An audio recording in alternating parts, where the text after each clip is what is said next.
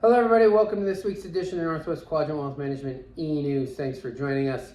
Obviously, as we sit here today, we have experienced quite a bit of volatility to the downside in the stock market over the last couple of weeks. We're seeing huge dislocations in both the stock market and the bond market. We haven't seen that in the bond market in quite some time, which is the reason for a lot of the volatility.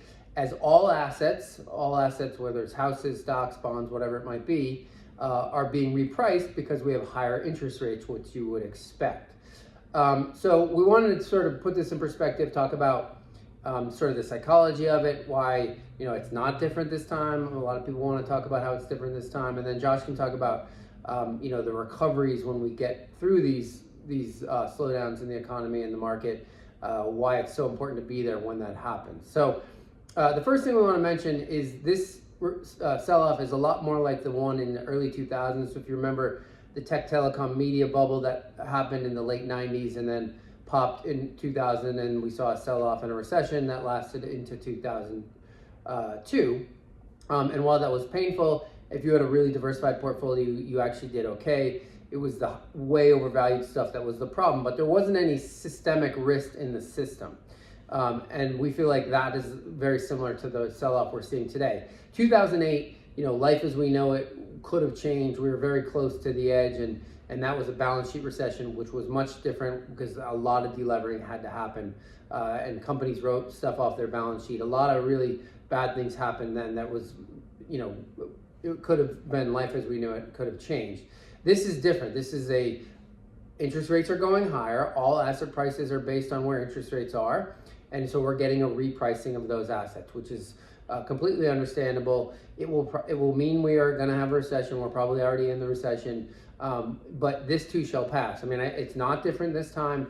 I don't know anybody that I know that doesn't think that companies, great businesses, will be earning more money in 3 and 5 years, and their stock price will trade higher accordingly. I mean, to think that Costco and Nike and Amazon and Google aren't going to be earning more money in 3 and 5 years, that just seems crazy to me. So yes, we're going to have a slowdown. Yes, we're going to continue to see more volatility in the markets, but ultimately will lead to a better place, and higher interest rates for a lot of you people that have money in bonds. That will be a silver lining. It is not different this time. Most likely, most of the pain is already behind us. So yes, we could have more downside, but most of the selling has already happened. And Josh can talk about why it's so important to be there when the market changes course and starts to trade higher, what those first years really look like. First, I just want to acknowledge the pain that everyone feels out there, because it's so difficult to divorce yourself emotionally from money. And from those of you that look at your account every day, when we grind lower 7 out of every 8 days, or 5 out of 6 weeks here, it can become very emotionally taxing. And so, we definitely acknowledge that. But it's really important to remember, in the midst of these grinding lower months, history and context. And when you go back and you look at significant market sell-offs over the last 150 years in markets, and you break down the 5 years following them, it shows you precisely why you cannot time this. And the usual suspects are definitely coming out of the woodwork. We've started to get those email and phone calls. And of course, their inclination is, oh, we'll sell now and we'll buy back lower. But when you go back and look at history, the market turns long before it's obvious that the coast is clear. And that very first year following this initial knee-jerk sell-off, returns are dramatic. We're talking 70% annualized. And then you look at the second and the third years of those recoveries, returns are significantly below average, actually below the market year. And you think that's because there's so much disbelief and no one believes that we're not going to revisit those prior lows. And then when you get to that fourth year, you have dramatic outperformance again, and you can think intuitively that, of course, the reason for that is all of those people that missed out on the easy money off the bottom then start to return into markets. And then that fifth subsequent year after these knee-jerk sell-offs, returns go below average again, because all of that easy money already got made. But the point is, you cannot time markets. This time is not different.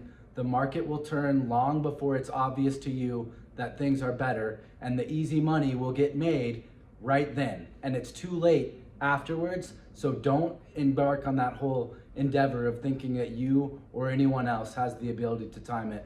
All of the data is quite clear. the largest variable driving your forward return is in fact the time and the duration that you've been invested. Remember, it's not different this time. When stocks go down like they have so far in 2022, risk is coming out of the market. When stocks go up, they get riskier. When they go down, they get less risky. But most of you have the opposite perception. You feel like the market is riskier now, but it was a lot riskier in January than it is today because stocks have gotten a lot cheaper. So it's time in the market rather than trying to time the market, which is how all of you that are successful investors, our clients that are successful, have done it, and that will still be true out into the future. So as always, if you have questions about your situation, you can give us a call. The number here at the office is 800-743-0988. We'll see you back here in 2 weeks.